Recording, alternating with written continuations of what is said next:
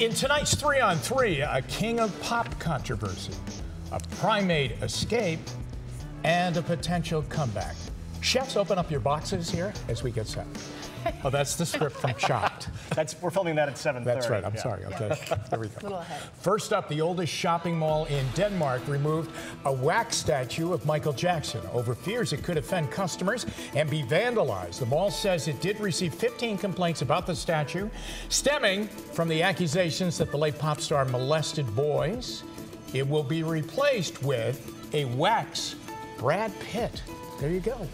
Well, I don't understand why it's only Michael Jackson and Brad Pitt. I mean, there are Danish actors, Scarlett Johansson, Viggo Mortensen. Wow. Way back in the day, Victor Borge, one of my favorites. Do you know Victor Borge? How he reads the script? We went to BU together. Do I know Victor Borge? I love that. Boy, if I ever have Danish actors on Millionaire, you are my phone friend. Google is or my could you friend. be a lifeline if we were on I totally Who Wants to Be a Millionaire? On call for you. All right, but back to Chopped. Here we go. The Belfast Zoo in Northern Ireland is reviewing its animal security after a group of chimpanzees escaped their enclosure. This was brilliant. They used a fallen branch as a ladder.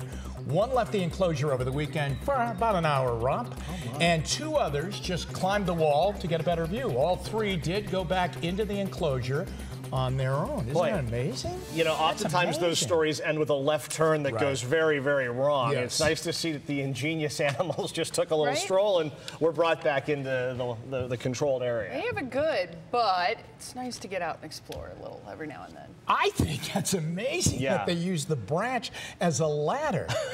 I know many humans who wouldn't be able to put those 2 and 2 together. There might be at least 1, if not 2 or 3 up here with you right now. I don't know. That STEM thing has taken you a long way. Crafty. She and the Danish Acting Guild are going to sneak their way out of here.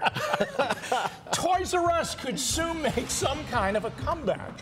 You see, the store's lenders took over the company's name, copyrights, and all of that when the company did go bankrupt. Now, former company execs run a company to manage those brands, opening the door for some kind of resurgence. That would be good. Yeah, you know, look at Jeffrey, all lonely there in the toy aisle. We were looking for a board game a couple weeks ago. We had a couple days off, and we went to Target, and Target's a great shopping experience. But I used to think when I was a kid, I mean, Toys R Us was where 100% of my birthday desires lived and breathed. And it really is a sad absence on the American sort of shopping experience. Did you go to Toys R Us? I did. Absolutely. Babies R Us when I was having babies. I mean, and it's kind of one of those things. I would love to get my girls into a toy store where I could just let them go. I can do that a couple places locally. Shop local is always good. But, you know, those little stores don't always have the huge selection that some of the other stores have. Now, didn't that famous store right in Manhattan, FAO Schwartz, come back?